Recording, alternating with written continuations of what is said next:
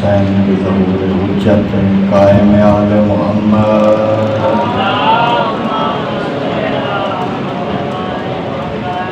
बिस्मिल्लाहिर्रहमानिर्रहीम अल्हम्दुलिल्लाहि रब्बिल आलमीन वस्सलातु वस्सलामु अला रसूलिहिल करीम व आलिहि तय्यबीन ताहिरीन मासूमीन मुंतजबीन मुंतखबीन मसलूमीन व लअनतुल्लाहि अला अदाइहिम मलूनीन अजमईन मिन यौमिना हाज़ा इला यौमिद्दीन। अम्मा बअद फ़क़द क़ाल अल्लाहु सुब्हानहु फ़ी कलामिहिल मजीद वल फ़ुरक़ानिहिल हमीद व क़ौलिहिल हक़। बिस्मिल्लाहिर्रहमानिर्रहीम कुल या अय्युहल काफ़िरून ला अअबुदु मा तअबुदून। सरवर पढ़िए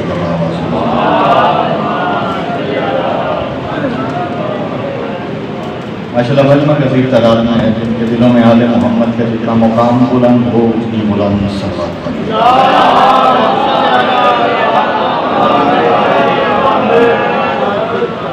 सबसे पहले आज की सफ़े इंतज़ार, सफ़े मारिफत, सफ़े इरफान और इस पर हाजिर मुंतज़रीन के दिलों में मौजूद विलायत वली मुतलिक के वसीला से दरख्वास्त गुज़ार हूँ हज़ूर सरकार हुज्जत खुदा अल्लाह ताला फरजा के जो साहिबुल असर वल ज़मान भी हैं, खलीफतुर रहमान भी हैं, शरीकुल कुरान भी हैं। यूँ क्यों न कहूँ कि जिनके इंतज़ार में कायनात की सांसें रवा दवा है। जनाब ईसा अखलाक पर और जनाब फैज़ आब लहरों की नकाबे उड़े हुए चश्मा बरी हैं कि वो मेरे आका मेरे मौला फ़र्ज़ंद अबू तालिब, फ़र्ज़ंद रसूल, फ़र्ज़ंद अली, फ़र्ज़ंद हुसैन अपने रूह से हिजाब ग़ैबत हटाएँ और कायनात के हर बेज़मीर के ज़मीर पानियाँ के इस वक्त में अदाफ़ा फरमाएँ। हाज़रीन तशरीफ़ फरमाने वाली तमाम नेक ख्वाहिशात आजाद पूरी फरमाएँ। बिला तमहीद मैं गुफ्तगू का आगाज़ करने जा रहा हूँ। रही बात तादाद की तो मैं न कभी तादाद देख के पढ़ता हूँ न तादाद सोच के पढ़ता हूँ, इसलिए चूँकि हमारा ये अक़ीदा है कि इस सफ़े वो भी तशरीफ़ फरमा है जो हमें दिखाई नहीं देते। वो तशरीफ़ फरमा है तो दुआ उनसे भी लेनी है और दुआ इनसे भी लेनी है जो हुसैन बादशाह की सबसे खैरात मांगने के लिए तशरीफ़ फरमा है। याद हुसैन मैं आगाज़ करने जा रहा हूँ। बड़ी आसान आयात आज मैंने आपके सामने तिलावत की है। तकरीबन हर बंदे के घर में ये आयत कुल शरीफ में लिखी हुई सामने आ जाती है। अल्लाह कहते हैं कुल या अय्युहल काफ़िरून ला अअबुदु मा तअबुदून। मेरा हबीब इन काफिरों से कह दीजिए न तुम हमारे खुदाओं की इबादत करो न हम तुम्हारे खुदाओं की इबादत करेंगे।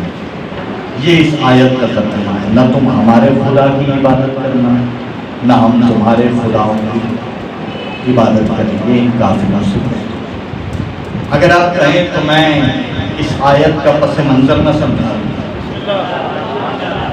बहुत मेहरबानी, बहुत शुक्रिया। क्योंकि जो बात बंदा करे अगर उसका सियासत सवाल समझ में ना आए, उसका पस मंज़र समझ में ना आए तो बात अधूरी होगी और मुकम्मल बात समझने के लिए उसका सारा पस मंज़र समझना पड़ता है। मैं कोशिश करूँगा कि मैं आपको मुकम्मल सारा पस मंज़र समझाऊँ नहीं दिखाऊँ। बहुत मेहरबानी। क्योंकि खतीब वो होता है कि जो मौके पे ले जाए, तो मेरी कोशिश है कि मैं आपको उस मौके पे ले के जाऊँ और आप जितने अहबाब तशरीफ़ फरमाएँ वो वादा नहीं कर रहा हुसैन बादशाह की नलैन का सदका दावा कर रहा हूँ। अगर आप मुतवज्जे रहेंगे तो यकीनन इस मजलिस में आपको लुत्फ़ भी आएगा और कुछ हासिल भी होगा। इस्लाम की पहली दावत ज़िला शीरा। मैंने बिला तमहीद आगाज़ किया। इस्लाम की पहली दावत ज़िला शीरा। उसमें जो लोग कायनात के नबियों के सुल्तान के पास आए थे, नबियों के सुल्तान ने उनसे फरमाया था कि अल्लाह है, अल्लाह है। न्याज़ हुसैन लुत्फ़ लीजिएगा, दाद न जब नबियों के सुल्तान ने कहा ना अल्लाह है, तो उन्हें इस बात पे हैरानगी नहीं हुई। इसलिए हैरानगी नहीं हुई क्योंकि वो पहले से 360 को मान रहे थे। बहुत मेहरबानी, बहुत शुक्रिया। इसलिए वो हैरान नहीं हुए कि अल्लाह है कि नहीं है, अल्लाह कौन है, क्योंकि वो पहले से 360 या इससे भी ज्यादा खुदाओं को मान रहे थे। उनके लिए कोई एक नया खुदा मानना मुश्किल बात नहीं थी, बड़ी आसान थी। हाँ, लेकिन उन्होंने जब ये हालात सुना तो उन्होंने कहा कि ये है हमारा शहर मक्का, इसमें लोग आते हैं तजारत करने के लिए, और अगर हम आपस में ही लड़ पड़े तो फिर लोग तो यहाँ पर तजारत के लिए नहीं आएंगे, और अगर तजारत के लिए लोग आए ही ना तो फिर हम अपने घर के बच्चे कैसे पालेंगे। बहुत मेहरबानी। ये बातें उन्होंने सोची तो उन्होंने कायनात के नबियों के सामने एक पेशकश करी। उन्होंने कहा कि चलें हम ऐसे करते हैं कि हम आपके खुदाओं को मान लेते हैं। मुस्तफा से कहने लगे, सरकारे अम्बिया से कहने लगे, ठीक है हम आपके खुदा को मान लेते हैं, लेकिन चूंकि हालात बेहतर रहे मुल्क में, मुल्क के हालात खराब ना हो, हम आपस में लड़े झगड़े ना, इसके लिए थोड़ा सा एक दूसरे के साथ कंप्रोमाइज कर लेते हैं। कंप्रोमाइज ये कर लेते हैं कि ऐसे कर लें कि एक दिन आप हमारे खुदाओं की इबादत करने लगे।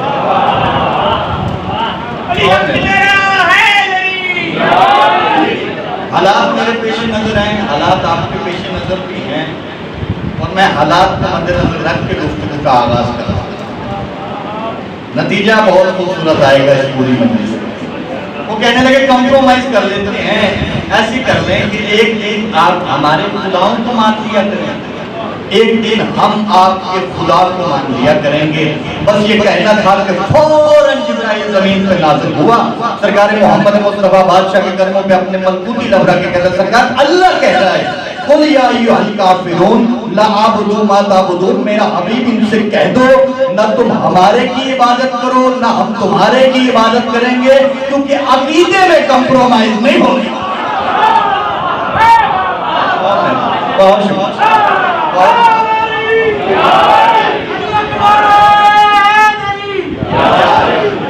मेरा हबीब इनसे कह दिया, पढ़ते तो आप अक्सर ही आए, आज इसका पस मंजर समझ आया है तो सारी जिंदगी आप सैयद से दुआ देते रहे।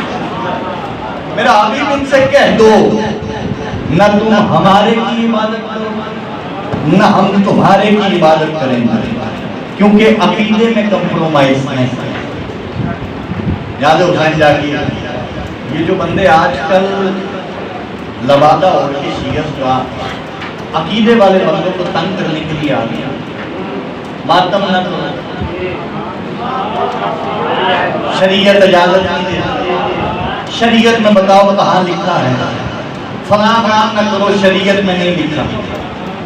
शरीयत के ठेकेदारों, अल्लाह शरीयत में कंप्रोमाइज करता है, अकीदे में कंप्रोमाइज नहीं करता। और मेहरबानी, और शुक्रिया।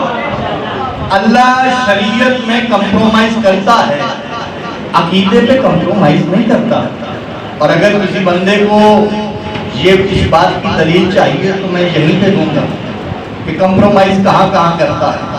यकीनन ज्यादा तादाद सफेद रीश वाले बुजुर्गों मेरे सामने तशरीफ फरमा, वो मेरी बात की पहले तारीफ करेंगे। नौजवान भाइयों को मैं अपने साथ मिला दूंगा, मैं बताऊं कि अल्लाह कहाँ कहाँ पे कंप्रोमाइज करता है। अगर बंदा अपने इलाके में हो, कि आज के जुम्मा आज तो ये समझाना बड़ा आसान है, अगर बंदा अपने इलाके में हो तो जोहर की नमाज 4 रकात, अगर इलाके से बाहर निकल जाए, बहुत मेहरबानी, अगर इलाके से बाहर चला जाए, हद से बाहर निकल जाए, तो फिर अल्लाह कहता है मैं कंप्रोमाइज कर दूंगा, तुम 4 की जगह 2 पढ़ लो।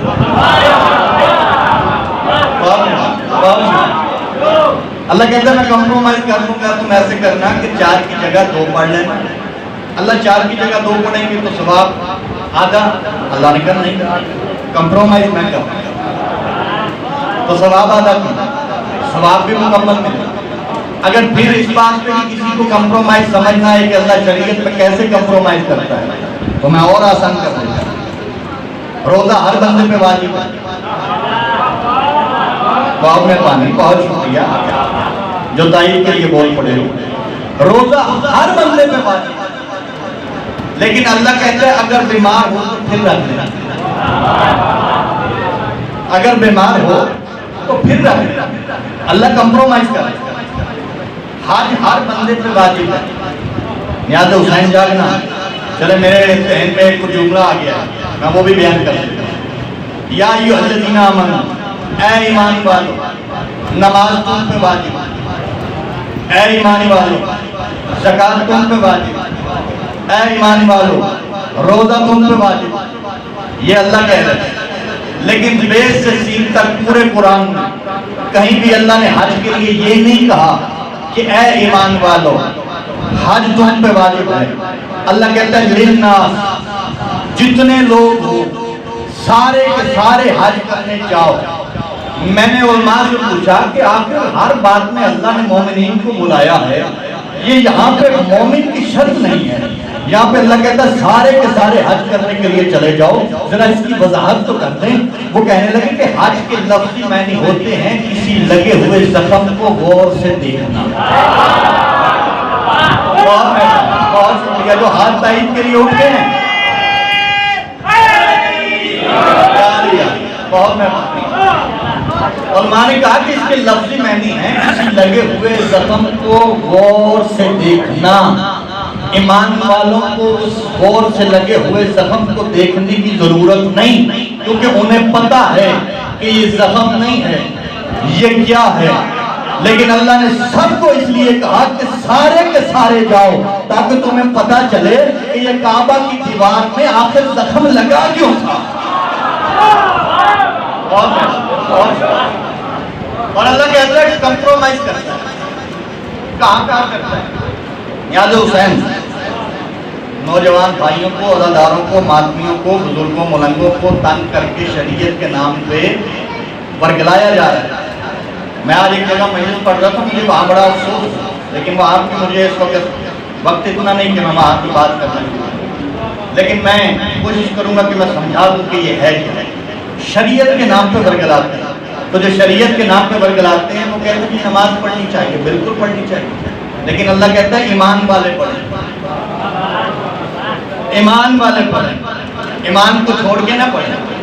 याद है हुसैन जागना, अल्लाह शरीयत में कंप्रोमाइज कर रहा है। अल्लाह कहता है अपने इलाके में हो तो 4 पढ़नी पड़ेगी, बाहर चले जाओ तो 4 की 2 भी कर लूंगा, मैं कंप्रोमाइज कर सकता हूँ। अल्लाह कहता है हर बंदे पे रोजा वाजिब है, हर बंदे पे रोजा वाजिब है, लेकिन अगर बीमार हो तो बाद में रख लेना। याद है हुसैन जागना, शरीयत पे कंप्रोमाइज है, लेकिन अल्लाह कहता है अली जितना घर में वाजिब है उतना ही बाहर है।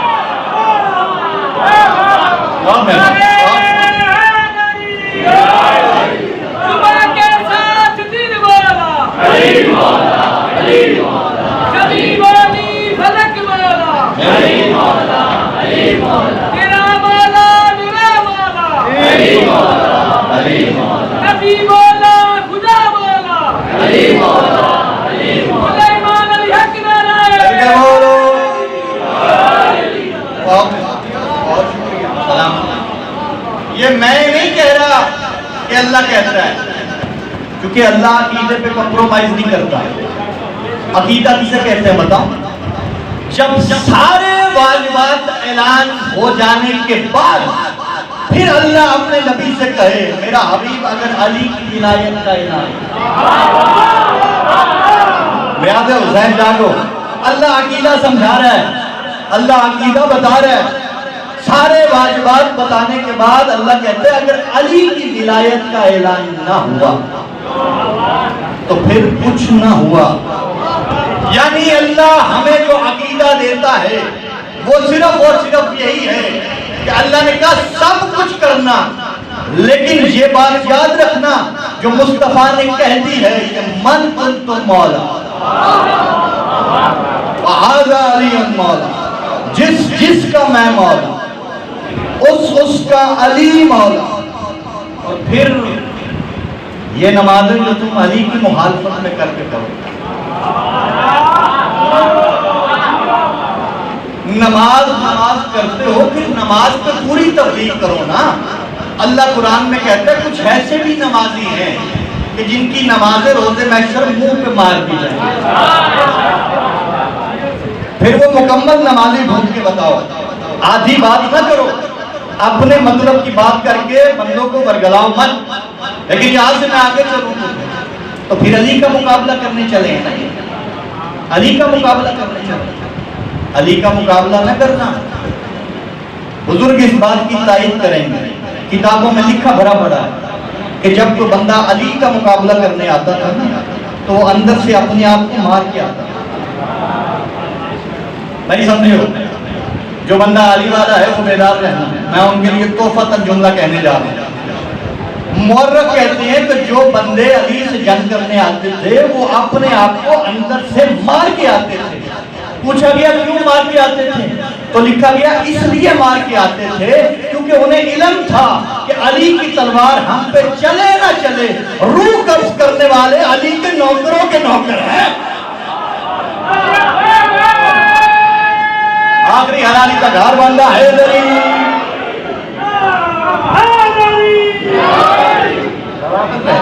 और तो अली का मुकाबला न कर।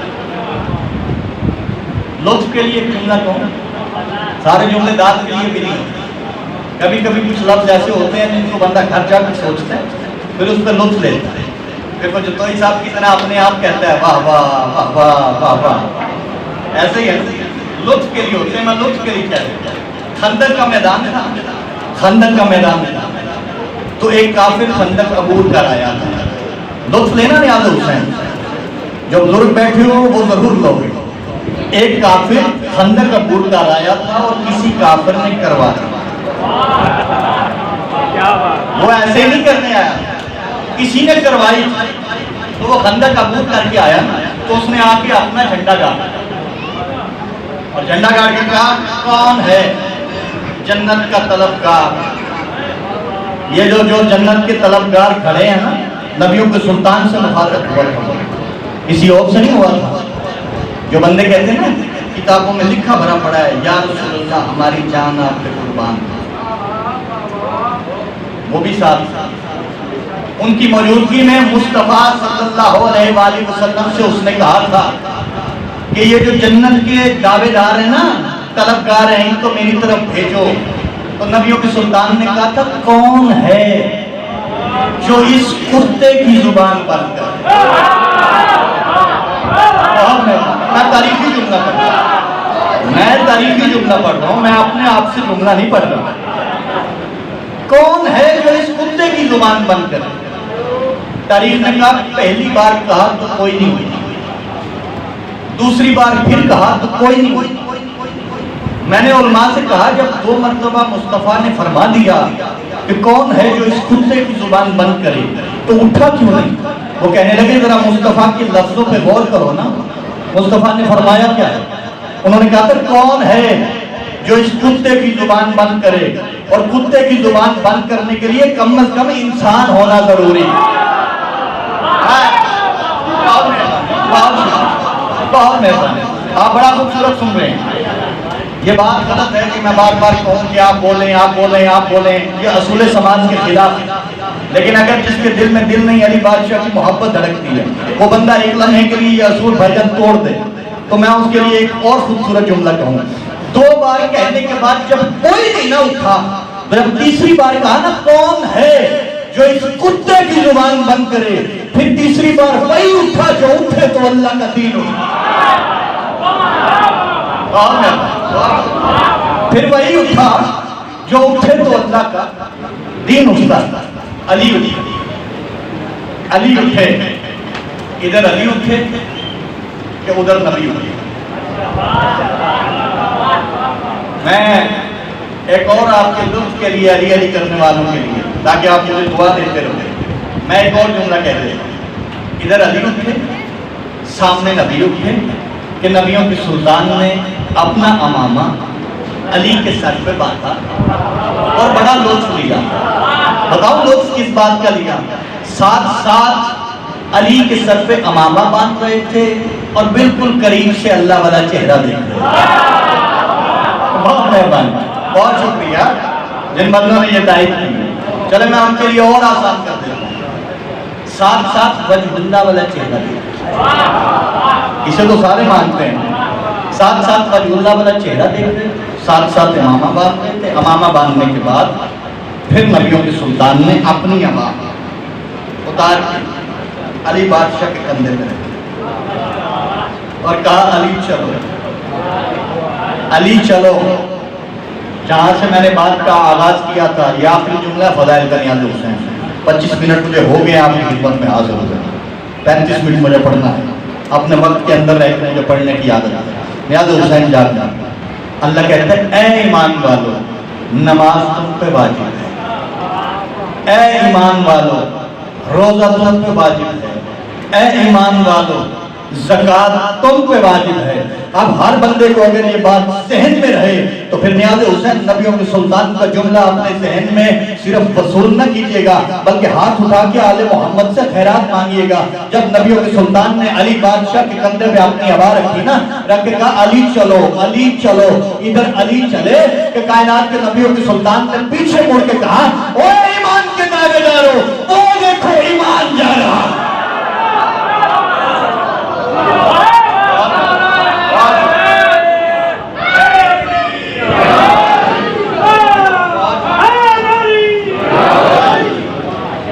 ईमान के दावेदार, वो देखो ईमान जा रहा है। अली को मान के अली की मुखालफत न कर, क्योंकि इसी अली बादशाह की विलायत को बचाने के लिए अली की बेटियों ने आधी रात को मदीना छोड़ा।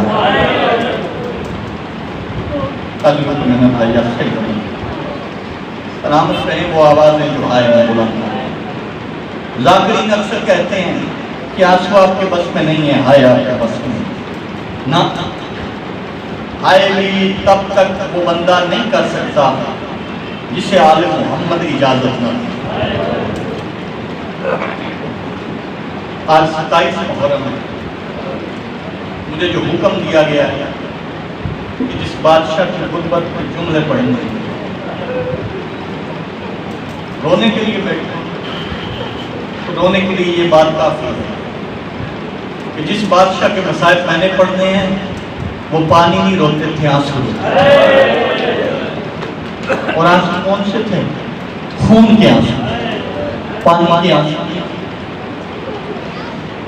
मैंने मकतब की किताबों में पढ़ा कि सैयदुस साजिदीन जब मदीने में वापस आए थे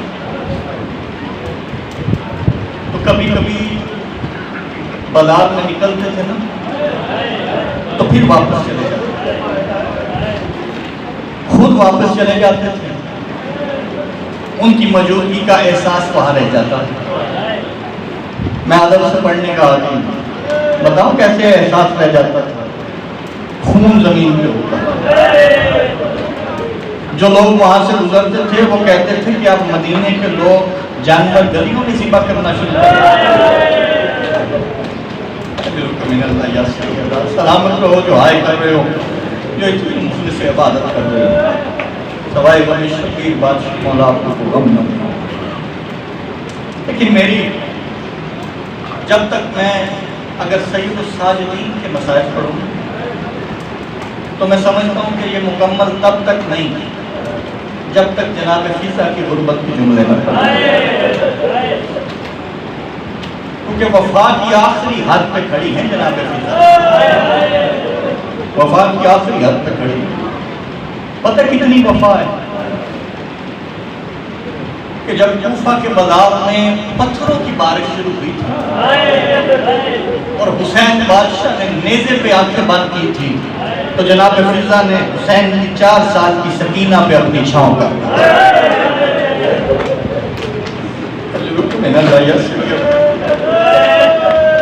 और वफा सुनना चाहते हो? मैं वैसे तो नहीं बन के दिखा सकता जैसे ज़ाकिरीन बनते, मैं तौहीन समझता हूँ, लेकिन हाँ समझा देता हूँ कि जब यजीद के दरबार में अल्लाह इस पे लानत करे, अली की अली बेटी आई तो इसने नशे से अपना सर उठा आवाज देखेगा शिमर ज़ैनब किधर है? रोने के लिए नहीं, मर जाने के लिए ये जुमला कहा। शराबियों के हजूम में अली की बेटी का नाम लेके ये हरामजादा कहता है, बताओ ज़ैनब किधर है? इसने जब कहा ना ज़ैनब किधर है, तो शिमर उंगली का इशारा करके कहते हैं कि वो जो सफेद बालों वाली बुढ़िया है ना, उसके बिल्कुल पीछे अली की बेटी खड़ी है। ये हरामजादा कहता है जल्दी कर, ये जो बुर्का बना के खड़ी है ना बुढ़िया, इसे पीछे कर। मैंने कहा पहले मैं कहा कि मैं समझा नहीं सकता, मैं वो इशारा नहीं बना सकता, समझना खुद है, अगर समझ आ गई तो तुम्हारे रोने के लिए ये लफ्ज काफी हैं। बताओ इसने पीछे कैसे किया था? अली की इज्जत की कसम है, लोहे का ताजियाना लिया था इसने। और जनाब फिजा की कोहनियों का जब खून अली की बेटी के कदमों पे पड़ गया, उस वक्त अली की बेटी ने कहा अम्मा फिजा पीछे आ।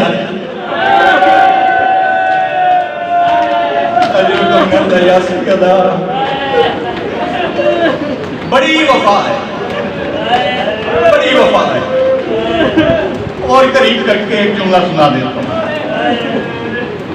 जब अली की बेटी शाम के बाद मदीने वापस नहीं ना गई, एक बार शाम से मदीने गई, फिर मदीने से शाम आके दोबारा मदीने नहीं गई। वफा इतनी है कि अली की बेटी के वापस न जाने के बाद जनाब फिजा वापस नहीं गई। जो शाम की ज़ियारत करके आए हो वो मेरी बात की तारीफ करो। वहाँ पे तो दो कब्रें बिल्कुल करीब करीब हैं, एक है अली की बेटी की, एक है हुसैन की बेटी की।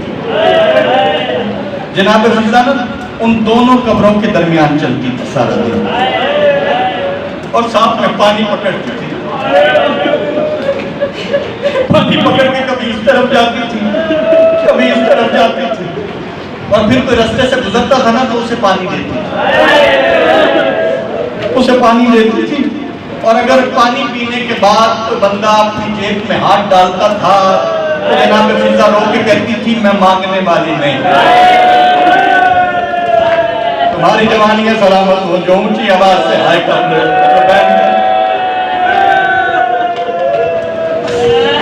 मैं मांगने वाली नहीं, तो पानी क्यों पिलाती हो? उस वक्त जनाब फिजा कहती थी हाँ एक हुसैन था, एक बादशाह हुसैन था, उसकी एक शहजादी थी, ये उस शहजादी की कब्र है, प्यासी दुनिया से चली गई, इसलिए यहाँ पर पानी पिलाती हूँ। और जब सब लोग चले जाते थे ना तो पानी कब्र के करीब रख के कहती थी ले सकीना अब मिल गया।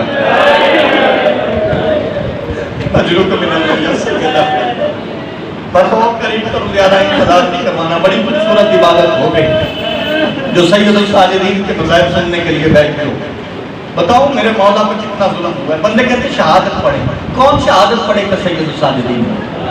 अज़ादार बैठे हो, बात समझ आए तो ऊंची लफ्जों में हाय कहना। कौन पढ़ेगा या सैयद साजिदीन की शहादत? शहादत उसकी पढ़ी जाती है जिसे एक जगह पे मारा गया हो, जिसे एक जगह पे मारा गया हो उसकी शहादत पढ़ी जाती है। बताओ सैयद साजिदीन को कितना मारा गया था? इतना मारा गया था कि जब इमाम बाकर ने अपने बाबा के गुस्ल के लिए कमर पे हाथ लगाया ना तो गोश्त नहीं रहा था। बिल्कुल करीब हूं मैं, बिल्कुल छोड़ने वाला हूं। जो अज़ादार बैठे हो अल्लाह करे हर बंदा मातम कर सके। बताओ कितना मारा गया था? शाम के दरवाजे पे जब सैयद साजिदीन खड़े थे तो एक आज़ान नहीं सुनी। बताओ कितनी आज़ानें सुनी? 3 बार सूरज तलू होके खड़े, तन्हा नहीं खड़े थे, साथ अली की बेटियां खड़ी थी। चलो मैं आपके रोने के लिए एक और जुमला कह देता हूँ। सैयद साजिदीन बादशाह मेरे मौला वो मौला हैं कि जब करबला से चलने लगे थे तो आवाज देके कहा था अली अकबर बर्छी आसान है। जो रोने के लिए आए हो उसके लिए एक और लफ्ज बना देता हूँ।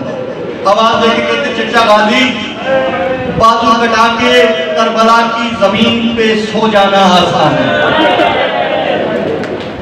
तुम्हारी हाय के लिए मैं और लफ्ज कह देता हूँ, आवाज देके कहते हैं कासम भाई लाश के टुकड़े हो जाना आसान है।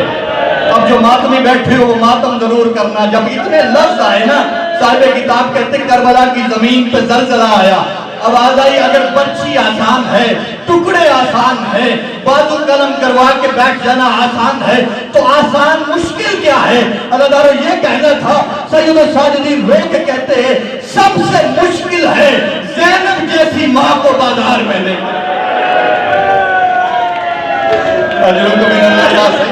मातम करो तो मातम के लिए बैठे हुए,